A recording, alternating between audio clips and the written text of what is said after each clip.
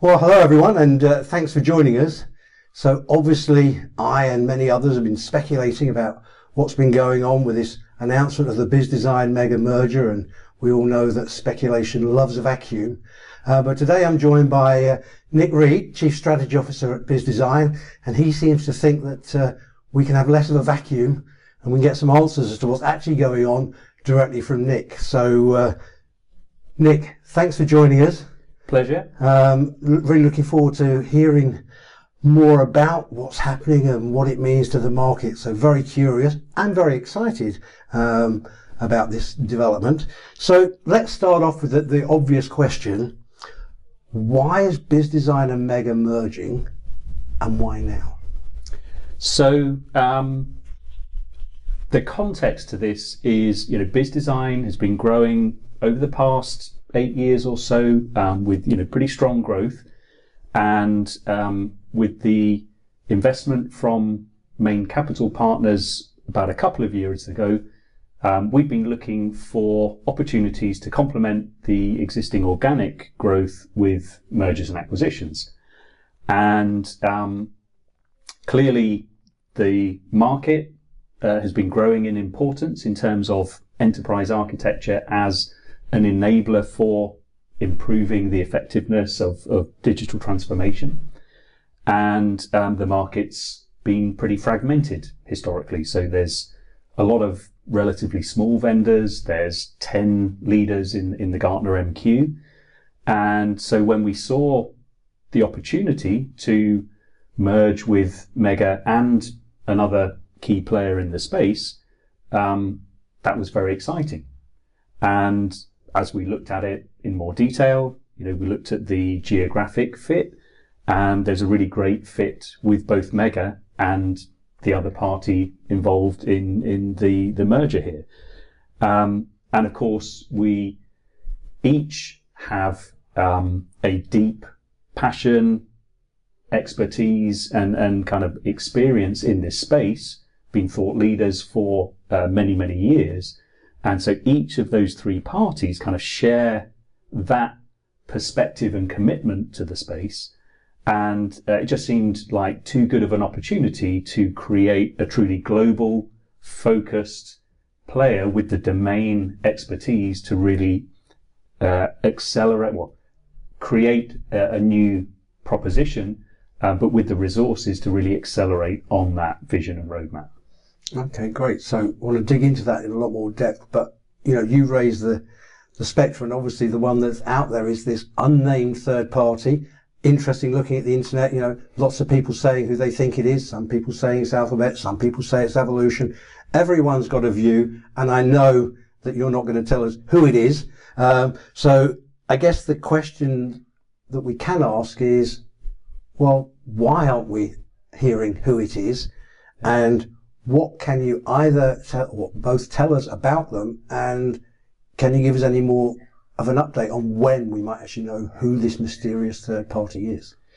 Yeah, so we're not at liberty to say, and it's really down to confidentiality agreements as part of the transaction that we are not naming publicly who that party is.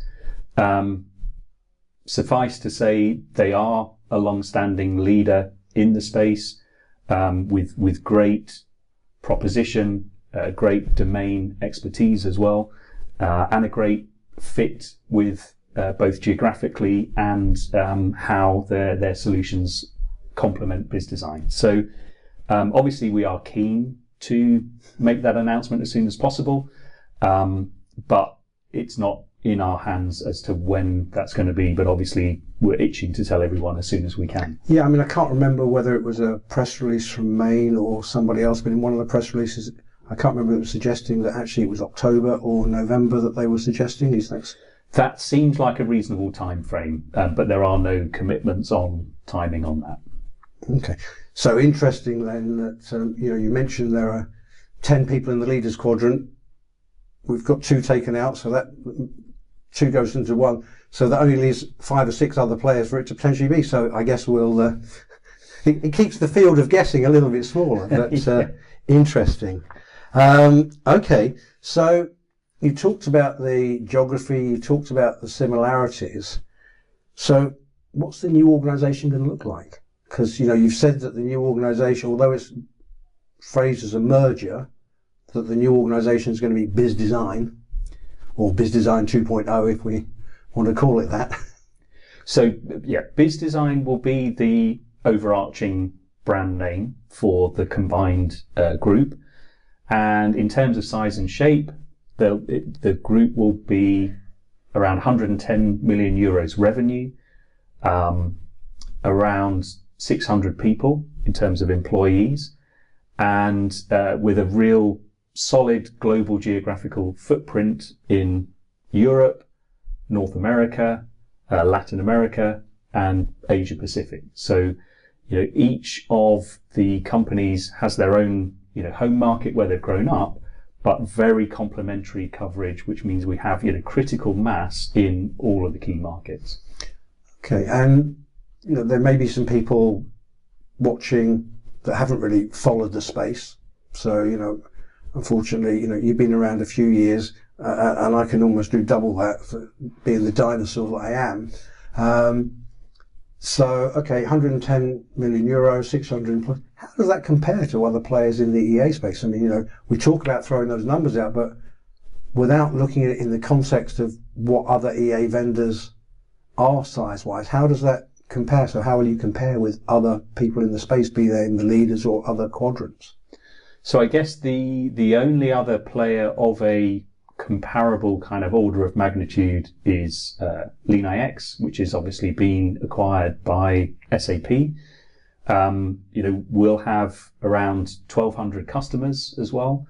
But most of the other players in the space are around the size that Bizzdesign was before this transaction, or smaller than that. So there's a lot of relatively small niche vendors, and that was part of the reason driving this transaction is to build that scale, and not just revenue scale but profit scale, so that we have the resources to really invest, accelerate the roadmap, and outpace the competition. And we do see potential further consolidation in the space, as it's getting more interest from other large tech players, and being first mover means we can select the ideal partners for this journey, where we have the optimal complement and the best fit, but also it means that because we're a profitable company, all three actually of these companies that we're bringing together are profitable and growing. That means that any product investments from our customers are safe. There's a stability there for the long term. That means we're going to be around for the long haul here. And maybe to counter some of the noise that's being created by some competitors, people like me. Well, and I've heard phrases like struggling for growth, or failing companies. Bizdesign's revenue has grown fivefold in the last few years, and that's been done profitably. And we are the furthest right for completeness of vision in the Gartner Magic Quadrant. So the kind of noises, the stones that are being thrown by some competitors are simply not true. This is building on success and accelerating that. Sure. And in my defence, of course, I'm going to say that I certainly have been one of the people that have been suggesting a lack of growth in some areas. But total disclosure, and many people will know it, Mega was the one that I was questioning whether they've really been growing or whether they've been going backwards. Knowing people at Mega and knowing some of the guys at Bizzdesign, I've never doubted that Bizzdesign has been growing. Was a little surprised at the level of growth that you've been achieving. My area of the noise was certainly not with regard to the core of Bizzdesign, but potentially the other parties as to were they really growing. So yeah, but I will confirm all three parties growing profitably. Okay, that's fantastic. So another area that people have picked up on is that it's being phrased as a merger, the new organisation is going to be Bizzdesign, which makes it all sound more like a takeover than a merger. And therefore people also then suggest that, hang on, if it's more of a takeover than a merger, then that implies there are people that are going to feel like winners and people that are going to feel like losers. So as you start to bring the organisations together, how are you going to counter the fact that in other instances, and I've seen it certainly in the BPM space, where literally there was one organisation that said, well, if I report and asking you guys were bought by us, we're the kings, you just do as you're told. How are you going to deal with that in terms of getting to a singular team working together as one? Yeah, so good question. And it's important to understand that, from the outset, when we first had the first discussions with Mega, we were both coming at this very much from, we want this to be a combination of the best of both. And, we're open to other points of view, other perspectives on the space. And actually, right from the start, there was a really strong cultural fit in between the organizations and the key people. So we were both coming at this with a very similar mindset, where we saw an opportunity that actually a combination can create something more powerful, more compelling. And so we're absolutely coming at this wanting to mix the DNA of the product organizations, of the vision. And I will say the same about the third party in this, Sure. that very much a similar kind of shared cultural values and a willingness to, bring together the best of everything. And I think that is a bit of a mantra for this, that we are looking to combine the best of everything for a really compelling proposition going forward. But for example, in terms of how we're bringing the organizations together, we looked at the operating models of each company, and we're looking to bring the best of each of those operating models together. We've got the executive and management teams, designed and in place. So, things are moving forward very quickly on that. Okay. So, you talk a lot about bringing them together, the combined strengths. We can all see, some cost benefits in terms of back office, and excuse me, we can certainly see that the geographical reach for both parties is in different territories. So, you've talked before about Mega being particularly strong, for example, in Latin America and Italy, which weren't areas of strength for Bizzdesign, in the same way as Bizzdesign probably has a slightly stronger footprint in some organisations in the US than Mega, and obviously in the Dutch markets, I'm sure. Yeah. So there is definitely some benefits of that in strength. But beyond the the increased revenue, increased customer size, beyond a consolidation play, what's the overall vision? Yeah. That's driving? Because presumably there must be, hey, this is our vision, and by the way, this opportunity means that we can get to fulfilling this vision faster or better.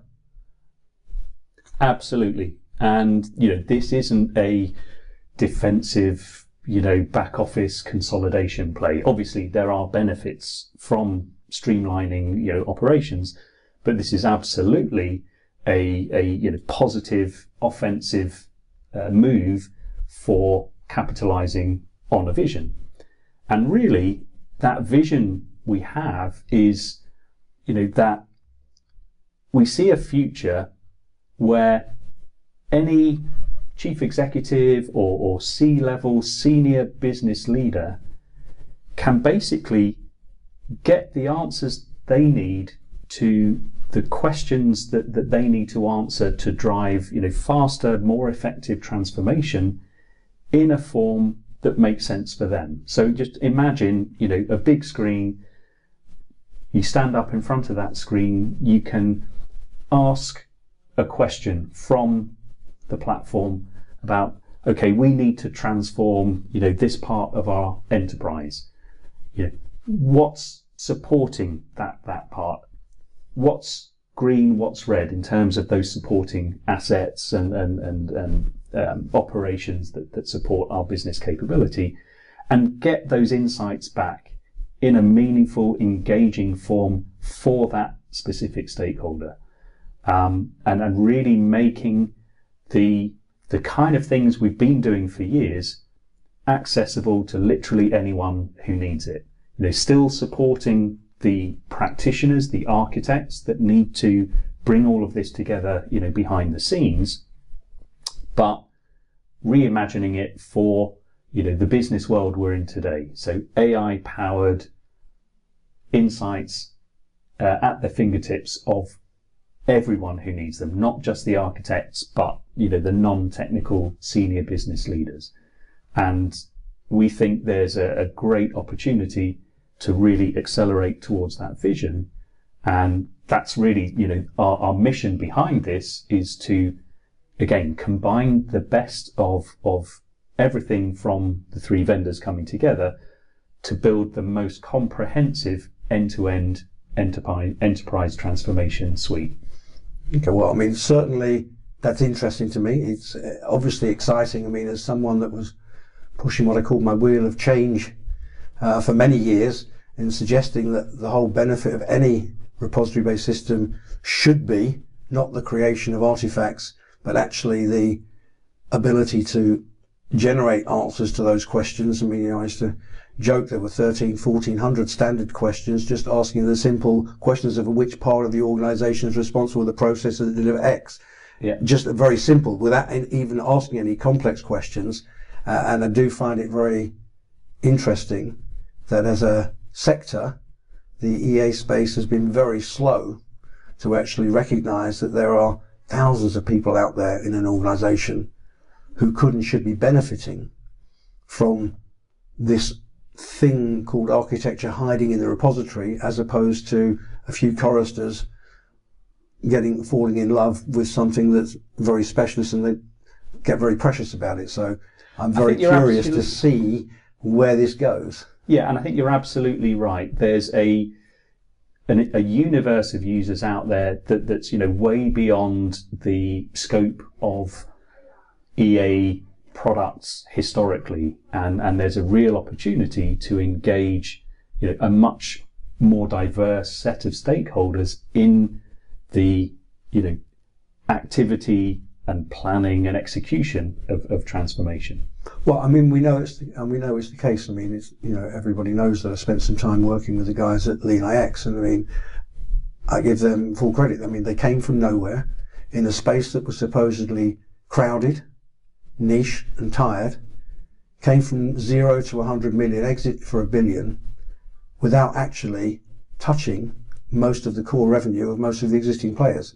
So there are definitely use cases out there by reaching out to the non-traditional EA tooling, and maybe Forrester are working smarter than Gartner in this respect in terms of looking at the EAMS, the Enterprise Architecture Management System, and thinking of it as a system rather than EA tooling in the historical sense. So I think that's going to be an interesting one to see how that plays out as to what gets left from a tooling point of view and where everyone actually says, no, it's a management system.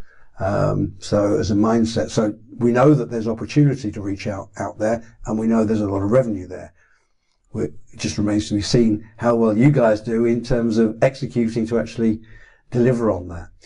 So I'm very curious, because obviously we've never seen a merger like this take place, right?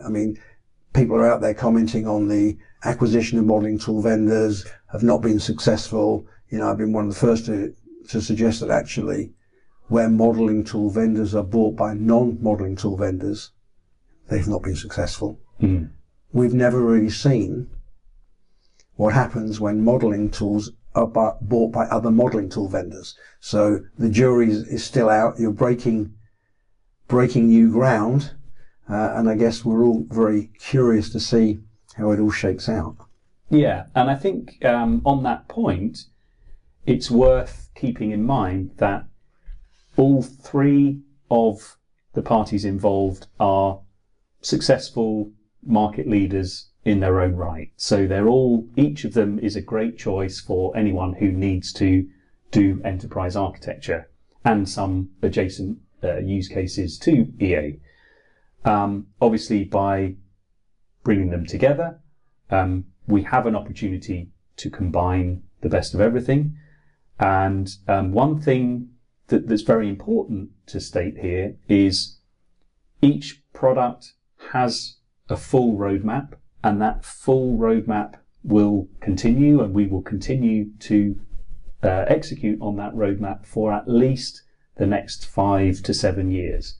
So for all customers who have made investments in these products, that investment is safe and it's not going anywhere. It's probably also the question on many people's minds. Is there some kind of new platform on the horizon? And what I can say is we have been working on a new platform for some time, and what we have the opportunity to do is actually combine the best of each of the current offerings on a new platform, which will be the most modern cloud native platform on the market. We're not going into too much detail about that right now. There will be further announcements in the not too distant future elaborating on what that is. But again, some very important points to make here is no customer is going to be forced to migrate to the new platform. It may be a bit more lightweight and intuitive and accessible than the existing offerings. And we are coming at this space with some fresh thinking here. So there will be something new, and over time we will be combining the best of everything, but nobody's going to be forced to migrate. Now, obviously, customers that choose to migrate, we will support with a smooth, efficient, cost-effective migration path, and customers will choose to migrate at the time that's right for them. And of course, we'll support them in that. And we expect that many customers will choose to migrate based on the very compelling value proposition of this new platform. But I do want to kind of make crystal clear, customers on existing products who like those products and need them in the form they are now, they don't need to go anywhere. And of course, where customers may want to deploy more than one of the current offerings, we can support and help them to make the optimal decisions around that as well.